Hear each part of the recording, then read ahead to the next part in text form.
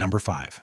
The Calusa were a highly sophisticated and politically dominant indigenous kingdom that ruled southwest Florida from roughly 500 BC to the mid-1700s. Centered around their capital of Calusa, their maritime empire stretched from Tampa Bay to the Florida Keys and inland to Lake Okeechobee. A few leaders, including the paramount chief or king, a military leader, and a chief priest, governed the tribe. They were supported by the labor of the majority of the Calusa. The Calusa diet at settlements along the coast and estuaries consisted primarily of fish and oysters, in particular pinfish, pigfish, and hardhead catfish. These small fish were supplemented by larger bony fish, sharks and rays, mollusks, crustaceans, ducks, sea turtles, and land animals. The earliest known aquaculture in Florida was practiced by the Calusa Kingdom. Because stone was unavailable in southern Florida, they mastered the use of shells. They used oyster and clam shells to create hammerheads, adzes, and cutting tools crafted from lightning whelks and shark teeth. They engineered sprawling shell mounds, canals, and walled watercourts or aquatic pens used to store and manage surplus fish. In 1521, when Juan Ponce de Leon returned to Florida to found a colony, Calusa warriors drove him off with an arrow to the thigh, reportedly tipped with sap from the manchineel tree, one of the most toxic plants in the Americas, sometimes nicknamed the Little Apple of Death. He died of the wound weeks later in Cuba. The Calusa are renowned for fiercely resisting European colonization. However, the kingdom could not withstand the introduction of devastating European diseases such as smallpox in the 17th and 18th centuries. Their population plummeted, and the remaining descendants either assimilated into other developing tribes like the Seminoles or fled to Cuba when control of Florida shifted to the British in 1763. Number 4. The Timuchua were a diverse group of 30 to 35 autonomous Native American chiefdoms that occupied over 19,000 square miles of northern Florida and southeastern Georgia. While historically referred to collectively, the Timuchua encompassed several distinct tribes, each speaking one of the 9 recognized dialects of the Timucuan language. Spanish explorers frequently remarked on the exceptional physical height of the Timuchua people. They were semi-agricultural, growing crops such as maize, squash, and beans. This diet was heavily supplemented by hunting alligators, deer, bear, fishing with wood weirs, and gathering oysters and clams. Status in Timuchua society was shown through carvings into the skin. Tattoos were earned. A person began acquiring them in childhood through deeds in hunting or war, and by adulthood, high-ranking men and chiefs could be covered in ink from head to toe, created by puncturing the skin and rubbing in ash and plant dye. The more elaborate the tattoo, the higher the rank. Within roughly 250 years of European contact, disease, slave raids by rival tribes, and war reduced the Timuchua from an estimated 200,000 plus people to around 125. Number 3. Long before Phoenix existed, the Hohokam engineered one of the most sophisticated irrigation systems in the pre-contact Western Hemisphere. Hundreds of miles of hand-dug canals across the Sonoran Desert, built entirely without metal tools or draft animals. Their irrigation canals were marvels of gravity-fed engineering, some stretching up to 20 miles long and 23 meters wide.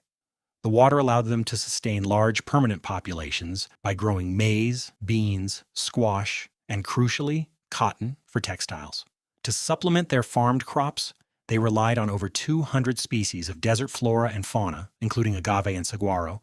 Around the mid-15th century, for reasons that are heavily debated, the Hohokam abandoned their large villages and expansive canal systems. Archaeologists theorize that severe multi-decade droughts, environmental degradation like salinized soil, and devastating floods on the Salt and Gila rivers pushed their fragile, climate-dependent agricultural systems past the breaking point.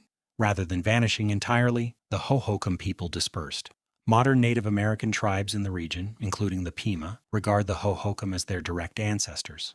Interestingly, their ancient canal pathways heavily inspired the modern-day canal systems that supply water to the greater Phoenix metropolitan area today. Modern Phoenix literally exists because 19th century settlers found the abandoned Hohokam canal system still cut into the earth and simply reopened it to found their city. Number 2. The Natchez were a highly structured matrilineal theocracy in the lower Mississippi Valley, ruled by a paramount leader known as the Great Sun. As an absolute monarch and religious demigod, the Great Sun commanded total authority, communicating directly with the divine while his people maintained intricate mound-building tradition. The Natchez ran one of the strangest caste systems documented in North America. Society was split into ranked classes: sons, nobles, honored people, and commoners, bluntly nicknamed stinkards. Nobility were required to marry commoners, not each other. It was one of the only stratified societies in the world where marrying down was mandatory for the elite. A male son's children dropped a rank to noble. A male noble's children dropped to honored, and so on down the line, while children of noble women kept their mother's rank. Simply put, children inherited the status of their mothers, not the fathers. When the ruling great son died, a mass execution followed. Wives, servants, and even some willing relatives were ritually strangled to accompany him into the afterlife. The Natchez were eventually pushed to open revolt against French colonizers in 1729, wiping out a French fort, Fort Rosalie. And then the French, along with Choctaw allies, retaliated so severely it's often described by historians as the closest thing to a genocide in French colonial North America.